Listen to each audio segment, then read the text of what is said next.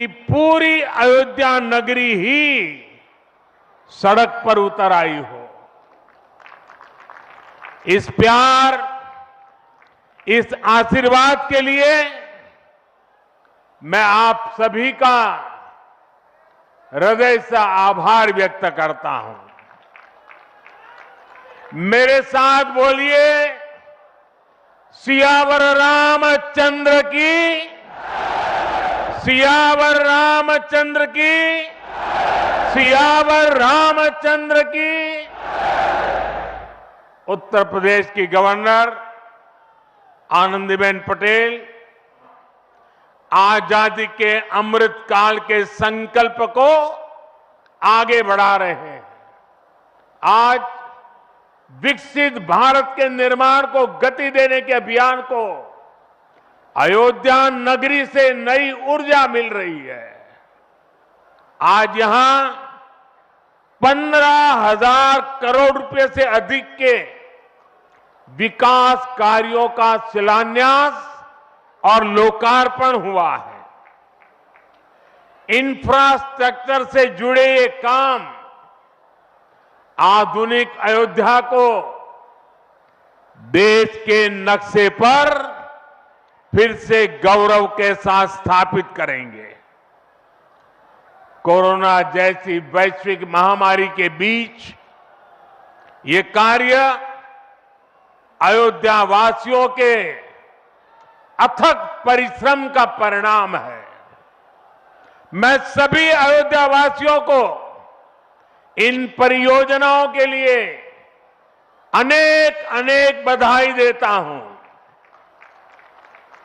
मेरे परिवारजनों, इसलिए आज का भारत पुरातन और नूतन दोनों को आत्मसात करते हुए आगे बढ़ रहा है। एक समय था जब यही अयोध्या में रामलला टेंट में विराजमान थे।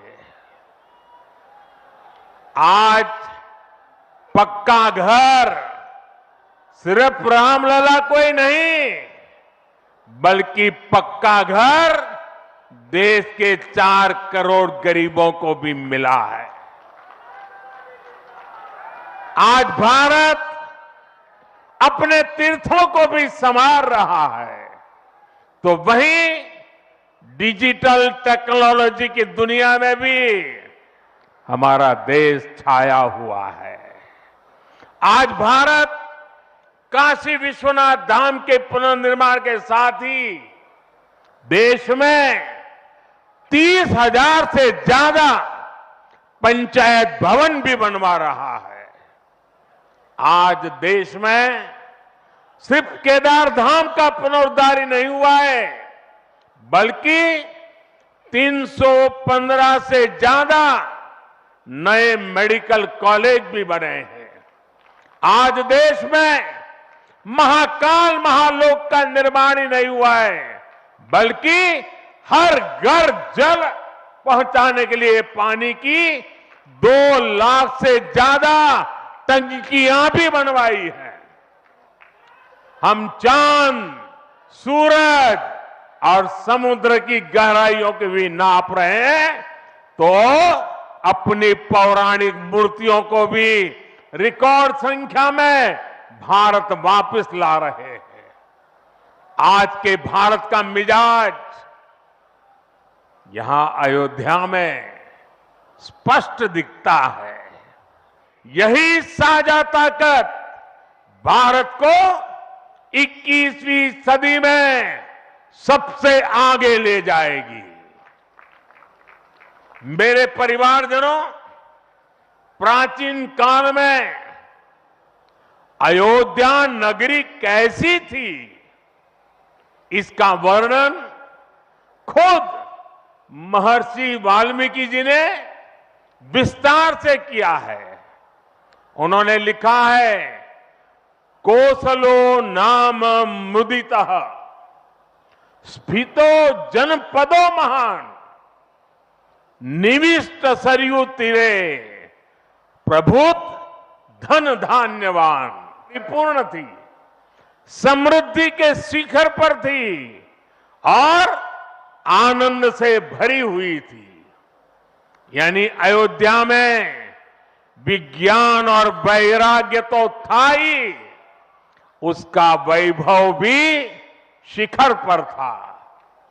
अयोध्या नगरी की उसी पुरातन पहचान को हमें आधुनिकता से जोड़कर वापस लाना है। अयोध्या नगरी अवध क्षेत्र ही नहीं, बल्कि पूरे यूपी के विकास को ये हमारी अयोध्या दिशा देने वाली है।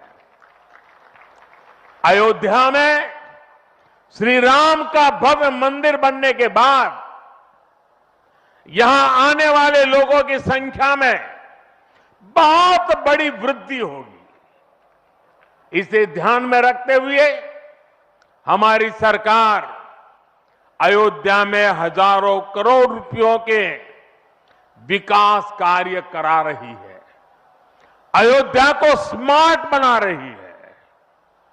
आज अयोध्या में सड़कों का चौड़ीकरण हो रहा है, नए फुटपाथ बन रहे हैं, आज अयोध्या में नए फ्लाईओवर बन रहे हैं, नए पुल बन रहे हैं।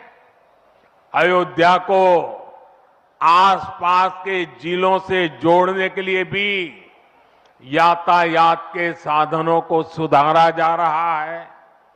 साथियों, आज मुझे अयोध्या धाम एयरपोर्ट और अयोध्या धाम रेलवे स्टेशन का लोकार्पण करने का सौभाग्य मिला है कि अयोध्या एयरपोर्ट का नाम महर्षि वाल्मीकि के नाम पर रखा गया है।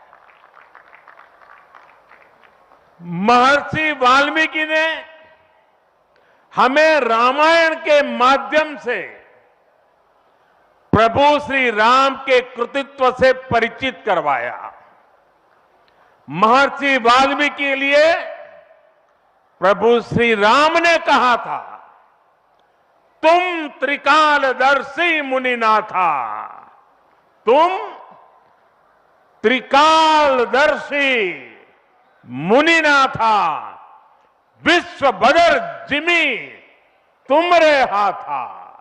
अर्थात हे मुनिनाथ, आप त्रिकालदर्शी हैं, संपूर्ण विश्व आपके लिए हथेली पर रखे हुए बेर के समान है। ऐसे त्रिकालदर्शी महर्षि वाल्मीकि जी के नाम पर अयोध्या धाम एयरपोर्ट का नाम इस एयरपोर्ट में आने वाले हर यात्री को धन्य करेगा। महर्षि वाल्मीकि द्वारा रचित रामायण वो ज्ञान मार्ग है जो हमें प्रभु श्री राम से जोड़ती है। आधुनिक भारत में महर्षि वाल्मीकि इंटरनेशनल एयरपोर्ट अयोध्या धाम हमें दिव्य भव्य नव्य राम मंदिर से जोड़ेगा।